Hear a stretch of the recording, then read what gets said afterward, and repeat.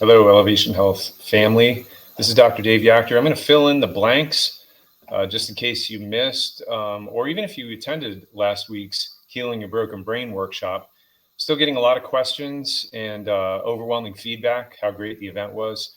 So I just want to parlay off that and review some of the resources that we have there to really help you boost your brain performance overall, prevent dementia, Alzheimer's, and really just give supportive application with, you know, keeping your brain as healthy as possible for as long as possible. In our current day and age, when we're seeing more dementia and Alzheimer's than ever, I can't tell you how important this is. I'm pretty sure that everybody agrees that it's on the rise. Statistics shows that it's one of the leading causes of disease today. So really need to be paying attention and making sure that we have this in our overall health regimen these days.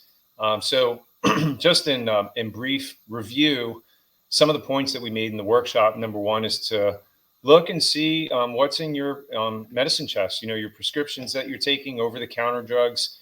Many of these have side effects that actually cause memory loss, and they can mimic dementia. In particular, statin medications, we know that many statin medications have these types of side effects.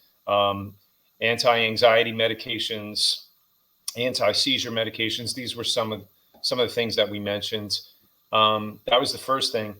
The second point we made was something called fitness of your hippocampus. So there's such a thing as mental fitness, and the part of the brain that actually helps with memory and learning is called the hippocampus. And your hippocampus, that part of the brain, either shrinks as you age naturally, or it grows, depending on what you do or don't do. And exercising your hippocampus can be done in a number of ways, but through exercise, studies are showing today that just stretching and toning doesn't cut it. Studies show that people in their mid or elderly ages, if they're exercising at, you know, a good mid-moderate level of intensity, just 20 minutes, 3 times a week, these people showed a growth in the hippocampus of 1 to 2% per year, as opposed to the ones who just stretch and really don't do a whole lot, but they consider exercise. Really not getting your heart rate high enough, the hippocampus was still allowed to shrink. So making sure that you're exercising is one thing, but getting the right type of exercise with your heart rate in the right zone makes all the difference in the world to make sure that your brain actually continues to grow instead of shrink. Hopefully that's making sense. That's really important to me. Other brain workouts, not physically speaking, include stretching your brain, doing puzzles, learning a musical instrument, playing Scrabble, having social interaction with your family and friends, attending classes and events like our workshops, or even watching this video online right now, continuing to learn and grow, stretch your mind. And that's a different type of workout, but that's really important to keep your hippocampus, that part of the brain that continues to learn and grow, continue to keep it growing instead of shrinking. Again, speaking of shrinking or brain damage, one of the things that we know that can do that is sleep deprivation. We talked about that briefly, but staying on a sleep schedule that allows your body to regularly get anywhere between 7 and 9 hours, super important. So there's lots of studies to support the fact that people who don't get enough sleep or have irregular sleep schedules cause significant damage to the brain. Stress is another thing that causes damage to the brain and precipitates things like dementia and Alzheimer's. Got to get your stress under control. Stress causes all types of hormonal changes in your body that leads to brain damage. One of the things that we covered in the workshop. And then also getting control of your A1C. Studies show now that if you are a diabetic, you're doubling your risk of Alzheimer's disease. And one of the leading indicators of that is A1C. That's the best leading indicator of whether or not you're at highest risk for Alzheimer's disease. So you got to get your sugar under control. And then lastly, we touched on these brain boosting supplements. One of them was called Ultraplex Cognition Boost. Great supplement, phenomenal results that we see with our patients who are having trouble with their memory or brain fog. This particular supplement promotes mental clarity, focus, and also mental and physical energy. When taken in conjunction with Ultraplex Memory, Memory, this particular supplement supports healthy cognitive function and boosts the memory and really helps to protect against cognitive decline with Alzheimer's and dementia. Those two taken together, the cognition boost and memory, really have a synergistic effect. And we've seen phenomenal results, as I said, with patients who, again, they're experiencing memory loss, fatigue, brain fog. Great supportive supplement resources with this. The other two, which are foundational for really everybody's health, but in particular when it comes to supporting brain health, is Ultraplex, the EPA, which is the fish oil capsule, which stimulates something called BDNF, brain-derived neurotrophic factor, which is like growth hormone for your brain. It helps to strengthen the synapses, the neurons, and really helps with proper brain function. It counteracts inflammation. It just overall wards off mental decline. We know that studies show that. That's the Ultraplex EPA. And then taken with the Ultraplex curcumin, another brain-boosting supplement stimulating BDNF, also a systemic anti-inflammatory, all natural. So these are really important supplements. All four of these we talked about in the brain health workshop. So I wanted to revisit that. We've still had a lot of questions on that.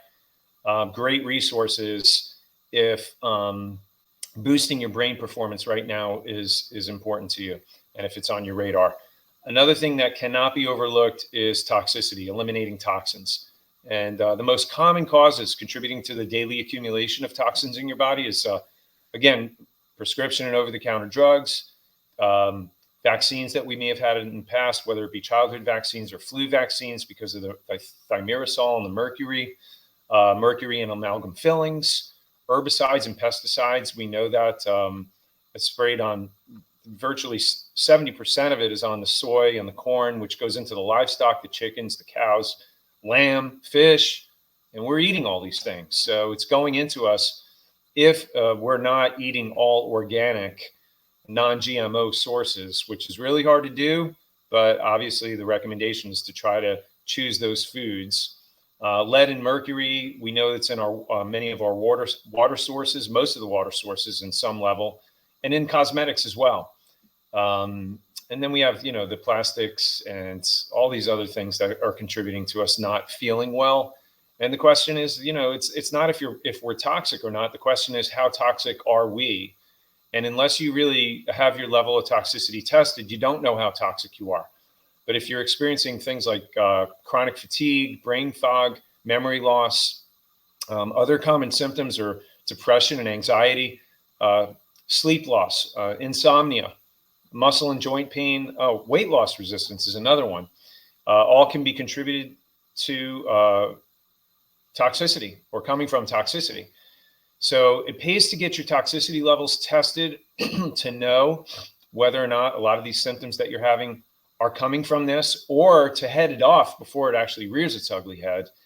So first, I can tell you that we've done different detox programs. I have personally in the past, and they're all different. They don't all work in the same way. There are gut cleanses you can do, and fasts, and all types of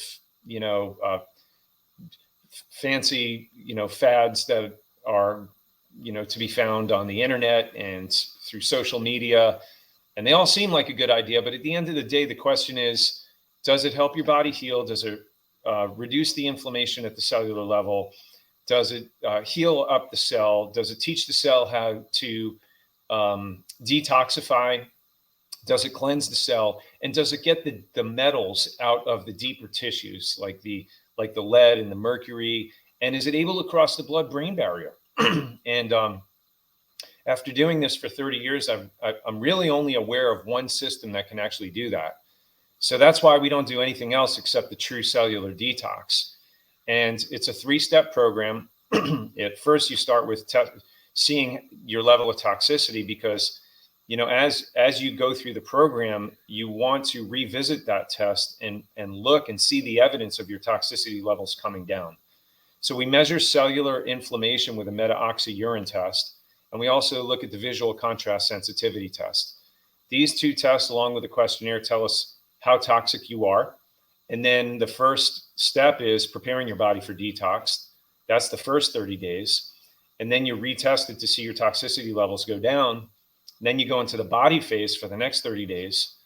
And that's where you're starting to move the toxins out of the cells at the deeper levels. And then you get retested again to see what the improvement is there. And then the last phase, the final phase, is the brain phase. This is really where the magic happens. This is where you see your brain firing like it's never, I mean, you can't even remember. So your level of mental clarity and energy is really just off the charts, especially if it's somebody who's really toxic. Going through this program is like turning on all the lights as opposed to walking around in a dark room.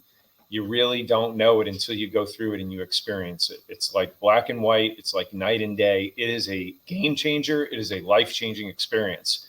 And that's why we don't just do it for like a week or 2 weeks, like a fast or a cleanse. If you've never really done true cellular detox, getting the toxins out of the cells and out of the brain, and you haven't gone through this thorough cleansing process, again, it's something that's very specific. It has to be monitored, it has to be measured, and it has to be quantitatively, objectively evidence-based so that you can see your levels of cellular inflammation coming down and your visual contrast improving. And and then, of course, the biggest thing that's realized is how well your brain is working. So it really turns the clock back. I mean, in my case, you know, I saw a huge difference. So I recommend that if you are still not feeling well, or you know you're just not at your best, or you suspect that you may have had exposure to some of these things, and you really want to make sure that you're on your game with your brain health, not just now, but 10 years from now, because by the time they diagnose somebody with Alzheimer's, it's too late. The time is now. So I'd recommend getting checked. See the front desk, ask them about any supplement questions that you have, or getting tested for your toxicity levels. And we'd love to help you, bring some light to the situation, support you with any questions that you have. The resources are life-changing. And that's why I wanted to take the time to do this today. So thanks for joining me today. I love and appreciate you. God bless.